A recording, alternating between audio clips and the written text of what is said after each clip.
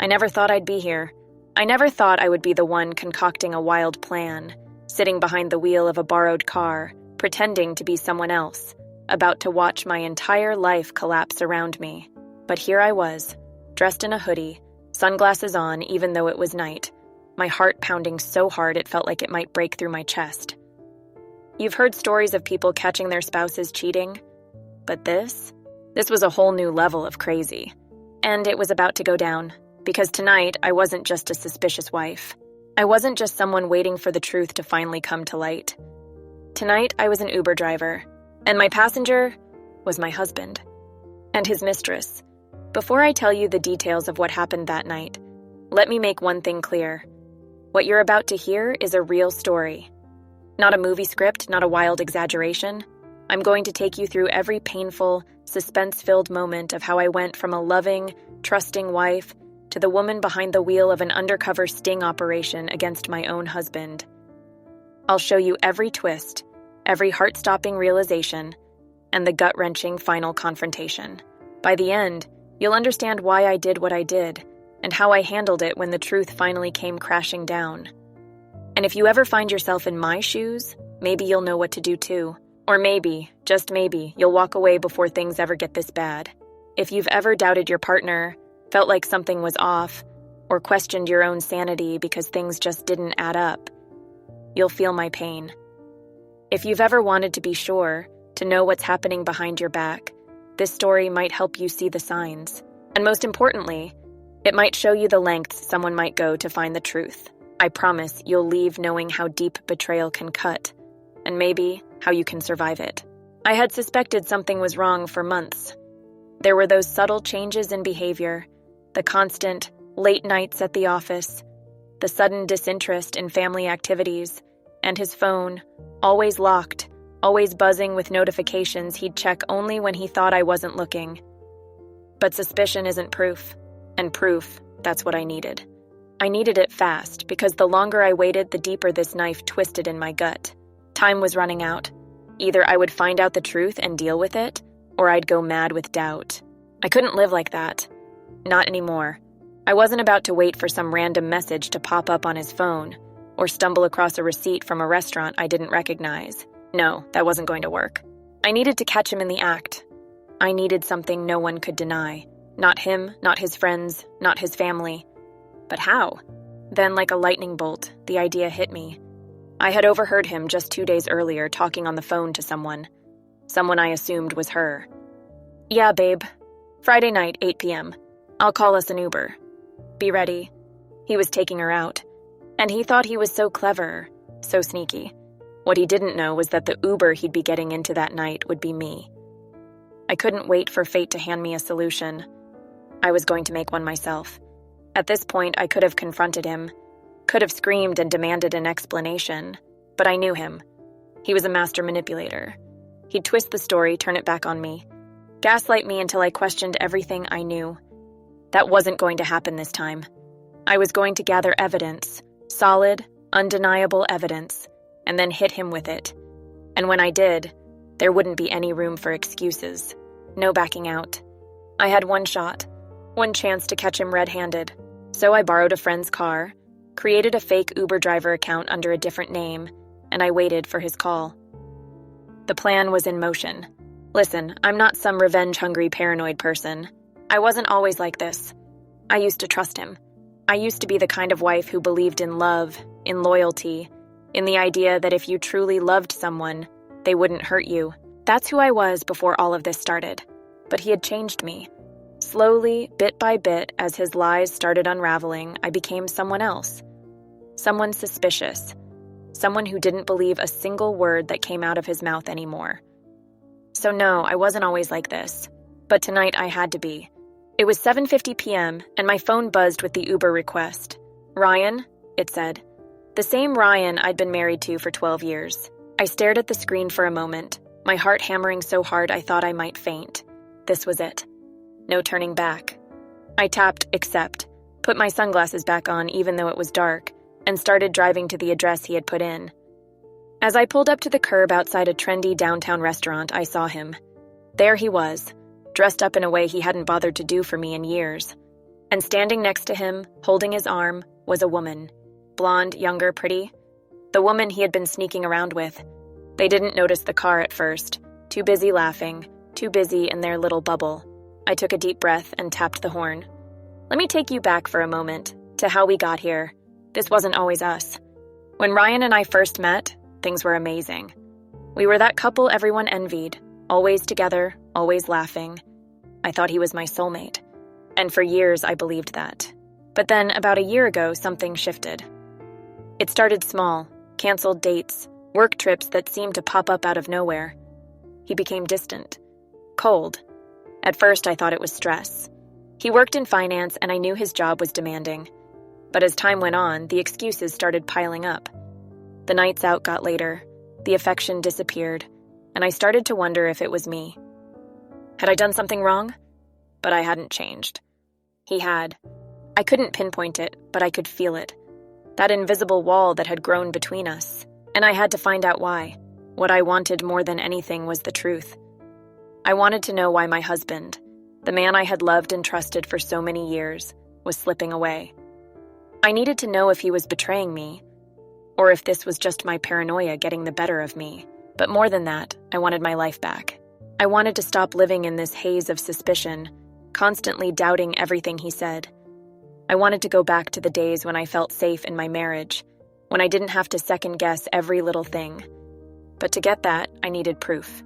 From the outside looking in, everything seemed fine. People often complimented us on what a perfect couple we were. To our friends, family, and even casual acquaintances, we were the model of a successful marriage, stable careers, a nice house, frequent vacations, and a seemingly unbreakable bond. But what they didn't see were the cracks forming beneath the surface. Those cracks began with small, almost unnoticeable things, and over time, they widened into gaping chasms that threatened to swallow me whole.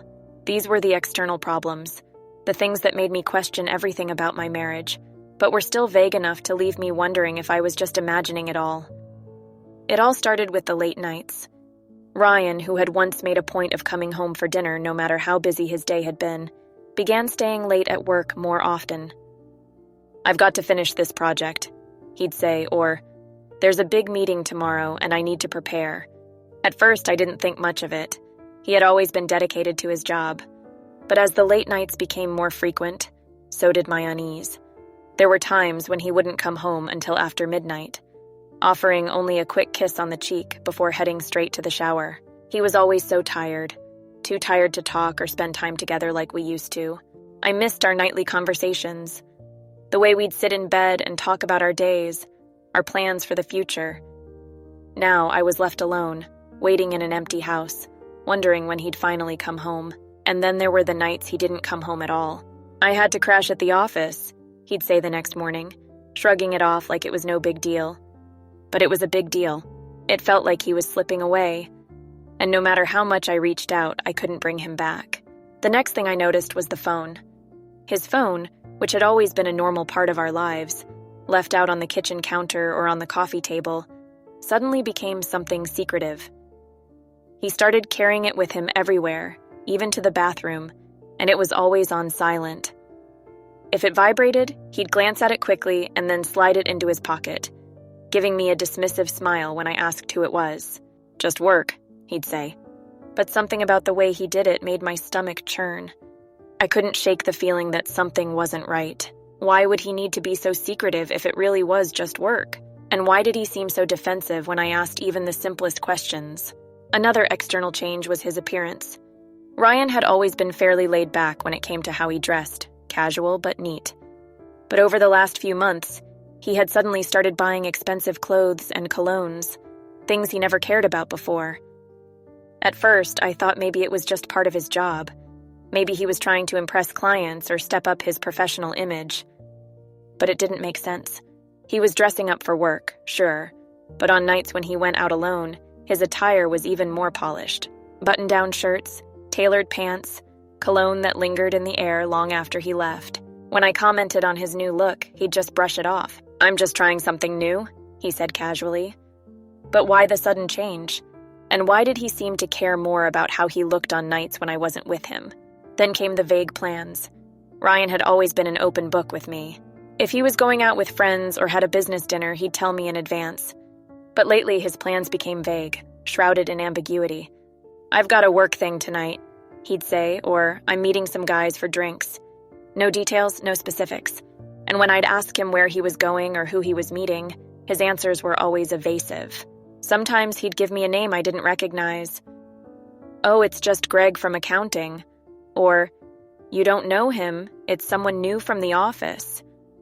But it all felt so distant, like he was giving me just enough information to satisfy me without actually telling me the truth. And then there were the lies. They were small at first, little things that didn't add up. He'd tell me he was working late, but when I called the office, no one had seen him. He'd say he was with friends, but when I asked them, they had no idea what I was talking about. I tried to brush it off, telling myself that maybe I was overreacting, that I was just being paranoid. But the more it happened, the harder it was to ignore. Our physical relationship changed too. We used to be affectionate, spontaneous, passionate. But now, the intimacy between us had faded, like a dying flame. He stopped touching me, stopped reaching out for those little moments of connection that had once come so naturally. If I initiated something, he'd find an excuse.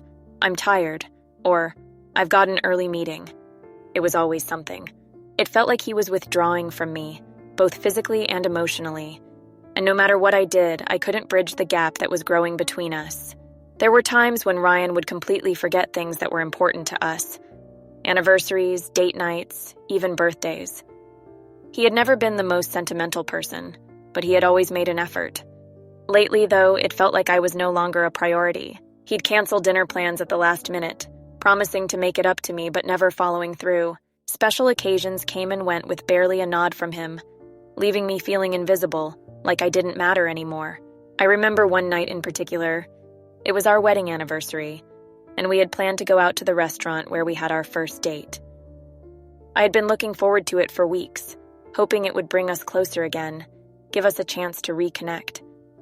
But when the night came, he called to say he had to work late. No apology, no offer to reschedule. Just a quick, "I'll be home late," and that was it. I sat alone at the dinner table that night, staring at the empty seat across from me, wondering if this was what my life had become, waiting for a man who was no longer present. Ryan had always been active on social media, but over the last few months he had stopped tagging me in photos or mentioning me in his posts. It was a small thing, but it felt significant. I'd see pictures of him at events I didn't even know he had attended, surrounded by people I'd never met. It was like he was living a double life, one that didn't include me. When I asked him about it, he'd just laugh it off. "It's just work stuff," he'd say. "You wouldn't be interested." But it hurt. It felt like he was intentionally keeping me out of his world, building a wall between us that I couldn't climb. Then there was the travel. Ryan's job had always required some travel, but lately it had become more frequent. "I've got to fly out for a meeting," he'd say, packing his suitcase without giving me much notice. Sometimes he'd be gone for days, and when he came back, he'd be distant, distracted. I tried to ask him about the trips, where he went, who he saw, but his answers were always vague. There was one trip in particular that stood out. He had told me he was going to a conference in Chicago, but when I called the hotel to leave a message for him, they said they had no record of his reservation. I confronted him when he got home, but he had an excuse ready. "They must have made a mistake with the booking," he said, brushing me off like it was no big deal. But it was a big deal.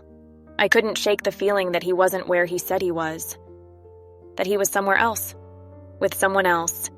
And then there was the perfume. It was the final straw, the thing that tipped me over the edge.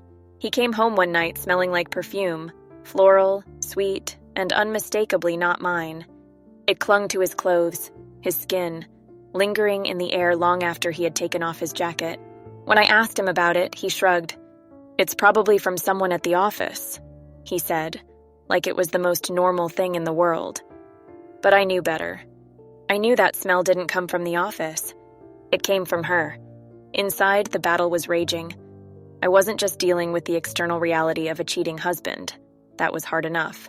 But the emotional toll it had taken on me was far worse. The real war was happening within me, Every day, every hour, I questioned my own worth, my own sanity, and whether or not I had somehow caused this. I had always prided myself on being a good wife.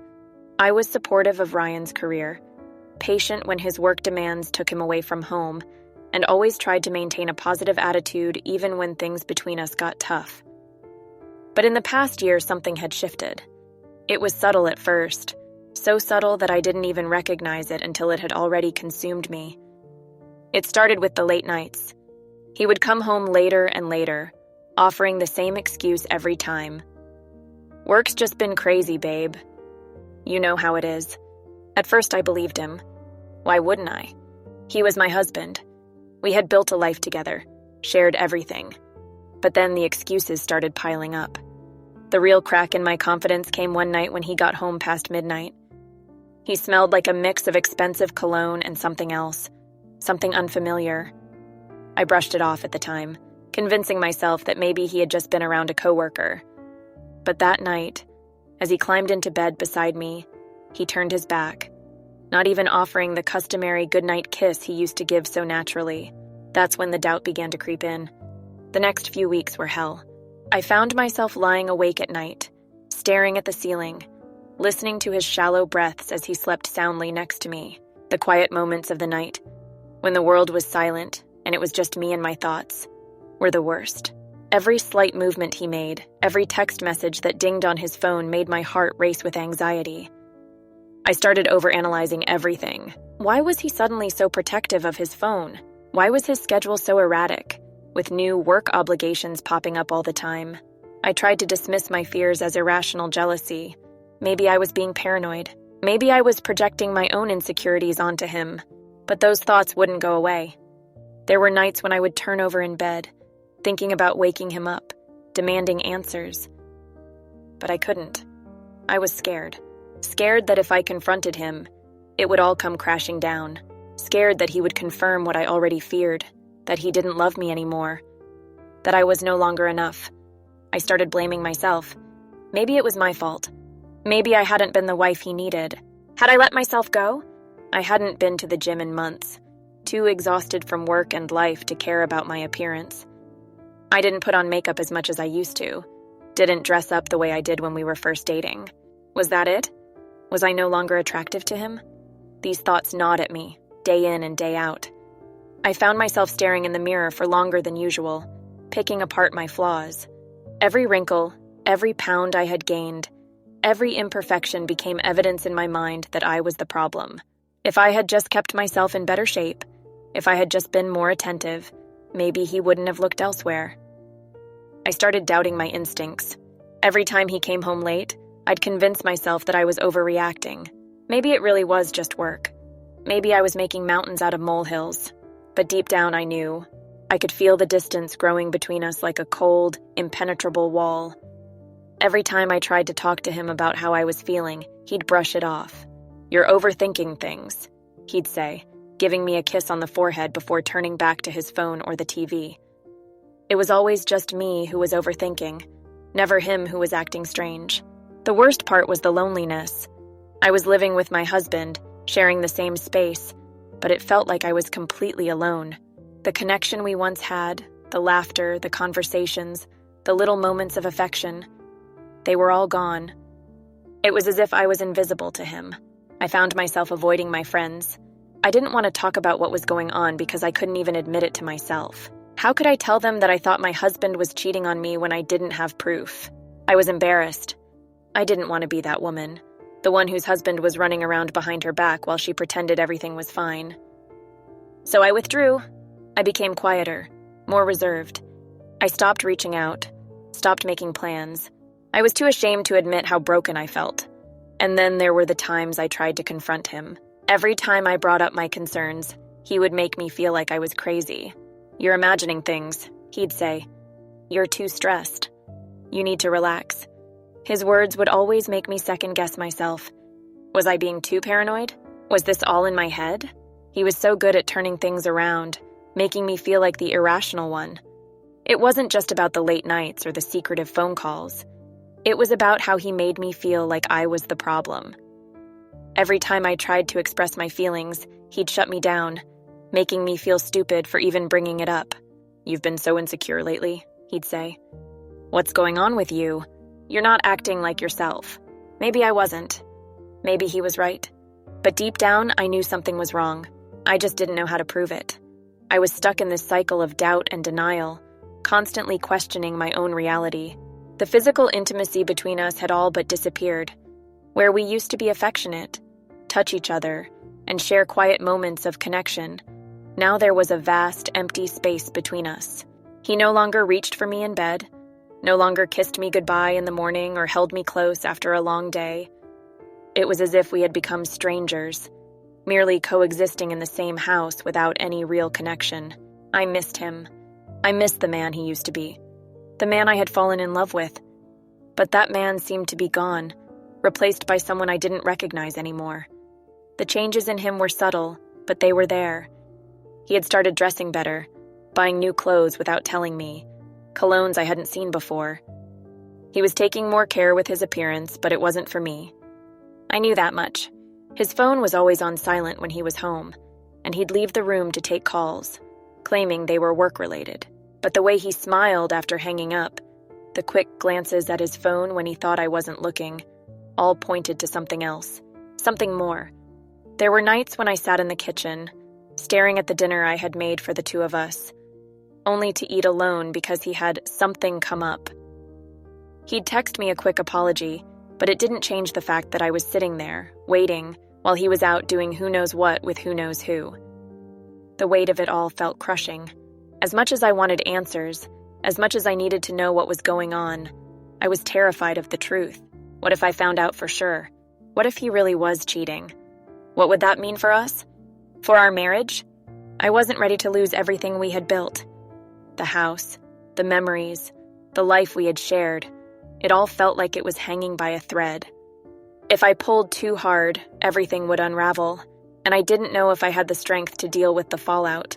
But at the same time, the not knowing was killing me. It was eating away at me day by day, bit by bit, until I felt like there was nothing left of the woman I used to be. I had become a shell of myself, consumed by doubt, fear, and insecurity.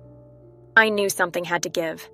I couldn't keep living like this, stuck in this limbo of suspicion and denial. I had to find out the truth no matter how much it hurt. Because the pain of not knowing was worse than anything the truth could bring. I had reached my breaking point. The greatest pain in all of this wasn't just the suspicion, it was the betrayal. The thought that the man I had built my life with was lying to me, spending time with another woman, giving her the attention and affection that should have been mine. It was the loneliness, the feeling of being replaced, of not being good enough. It was the slow realization that the life I thought I had was crumbling around me. And the worst part? He didn't even seem to care. And then the idea hit me. It was almost laughable in its simplicity. If he was going to call an Uber to take him and his mistress out, why couldn't I be the Uber driver? It was bold. It was risky. But it was the perfect way to catch him in the act without him even knowing. I'd see everything. And he wouldn't have a clue. I had to do it. I had to know. Once I had the idea, the rest fell into place quickly. I borrowed a friend's car, created a new Uber account under a fake name, and spent the next day preparing. I was nervous, so nervous I thought I might throw up, but I was determined. I wasn't going to let him get away with this. Not this time. When the notification popped up on my phone that Friday night, showing me that Ryan had requested an Uber, my heart nearly stopped. This was it. My plan was working. I drove to the pickup spot, hands shaking on the steering wheel, and waited. And when I saw them standing there, laughing together like they didn't have a care in the world, I knew I was about to get the proof I needed. As they got into the car, Ryan didn't even look at me. He was too busy flirting with her, too busy being the man he hadn't been with me in months. I felt my stomach churn, but I kept my cool. This was it. This was the moment I'd been waiting for. I glanced at them in the rearview mirror, my sunglasses hiding the tears that threatened to spill over, and I listened as they talked about their plans for the night, plans that should have been ours. It was clear now. This wasn't my fault. This wasn't because of anything I had done. He had been lying to me for months, and now, sitting in the back seat of my car, he was lying to me again. Only this time, He didn't know I was there to see it. I had blamed myself for so long, but in that moment, I realized this was all on him. The anger that surged through me was overwhelming. How could he do this to me? To us? And her? How could she sit there knowing he was married and act like this was normal? Like this was okay? They were both to blame. Both guilty of destroying our life together. The truth was, I had known for a long time. Deep down, I had known that this was happening. But knowing and seeing are two very different things. And now that I had seen it with my own eyes, there was no going back. I had seen enough. My heart was racing, but my mind was clearer than it had ever been. I knew exactly what I had to do next. There was no point in dragging this out. No point in giving him time to create excuses or weasel his way out. I needed to confront him now, before he had a chance to think. I pulled the car over sharply, tires screeching against the pavement as the sudden stop jerked them both forward. Ryan immediately turned his head towards me, his eyes narrowing in confusion. The woman beside him looked up from her phone, her smile fading as she realized something wasn't right. "Why are we stopping here?" Ryan asked, his voice carrying that same casual tone he always used when he thought he was in control. He had no idea what was coming. Without saying a word, I slowly took off my sunglasses, allowing my face to be fully visible in the rearview mirror. The silence in the car grew thick as I turned around in my seat to face them both. My heart was pounding so loudly I thought it might burst from my chest. But I held his gaze steady. "You know," I began, forcing my voice to stay steady, despite the fury bubbling just beneath the surface. "I think this is your stop." Ryan's face twisted with confusion, then shock, as recognition finally dawned on him. His eyes went wide, darting between me and the woman beside him. He swallowed hard, his Adam's apple bobbing visibly as panic set in. "You've got to be kidding me," he muttered, barely audible, his voice now trembling with a mix of fear and disbelief. The woman, still oblivious to what was happening, looked at me, then back at Ryan. "What's going on?" she asked, her voice filled with confusion. She still didn't know who I was, his wife. Ryan was speechless. His mouth opened and closed like a fish gasping for air, trying to find the right words, but nothing came out. In that moment, time seemed to slow down. Everything inside me screamed to explode, to lash out, to hurl every accusation I had bottled up over months of suspicion. But I held back. This wasn't going to be a scene about rage. No, this would be a moment of clarity, my clarity, not his. "Well, Ryan," I said, crossing my arms and leaning back in my seat, "why don't you introduce me to your little friend?" The woman's face drained of color as the realization of who I was hit her. She shifted uncomfortably in her seat, but Ryan still couldn't muster any coherent words. His silence was louder than any excuse he could have come up with. "Who is this?" she asked, her voice shaking now as she glanced from me to him. "Ryan, what's happening?" The tension in the car was unbearable. Ryan's eyes were wild, like a cornered animal trying to figure out how to escape.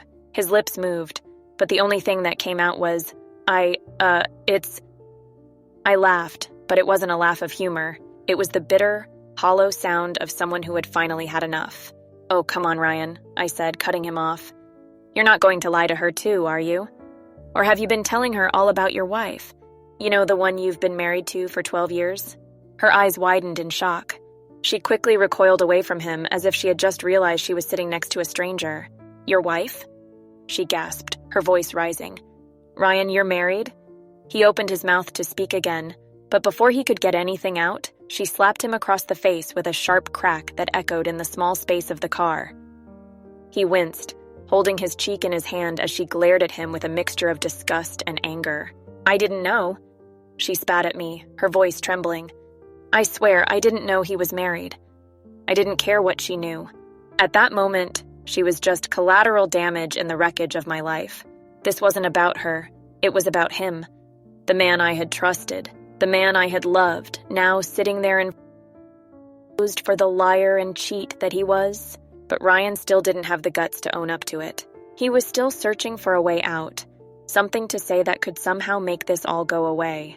"I can explain," he finally stammered, his voice shaky and desperate. "It's not what it looks like," but I wasn't having any of it. "Oh, really?" I shot back, my voice rising. because it looks exactly like what it is, Ryan. You're a liar. You've been sneaking around behind my back, and now you're caught, red-handed. Ryan's eyes filled with panic, his hands shaking as he tried to reach for me, as if somehow his touch could make me forget everything I had just witnessed. Please, baby, let's just talk about this.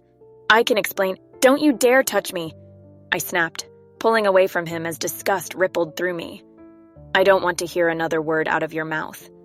The woman, still frozen in the back seat, looked as though she wanted to disappear.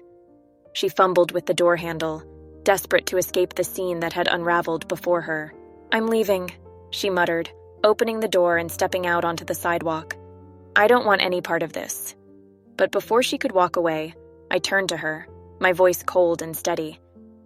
You can go, I said, waving her off. But you should know this. He'll do the same thing to you that he did to me. You're just the next in line. Her eyes flicked toward Ryan, and for a moment, I saw the doubt in her expression. The realization that maybe, just maybe, I was right. Without another word, she turned and hurried down the street, disappearing into the night. Now it was just me and him, the man who had broken me, who had torn apart our life with his lies. I'm done, Ryan, I said, my voice steady and calm. I've given you everything. I've put up with your excuses, your lies, your manipulation. But not anymore. You made your choice. Now I'm making mine. His face went pale. What are you saying? Are you leaving me? Leaving you? I repeated, laughing bitterly. You left me a long time ago. You just didn't have the guts to tell me. So now I'm doing what you couldn't. I'm ending this. He reached out again, desperate, pleading. Please don't do this. I love you. I was going to end it with her, I swear. But his words were empty. They had no power over me anymore. Save it, I said, stepping out of the car. You can lie to yourself all you want, but I'm done listening. And with that, I turned my back on him, the man who had destroyed everything we had, and walked away. By the time I got home, I knew I had made the right decision. I had caught him, red-handed, with no way for him to deny it.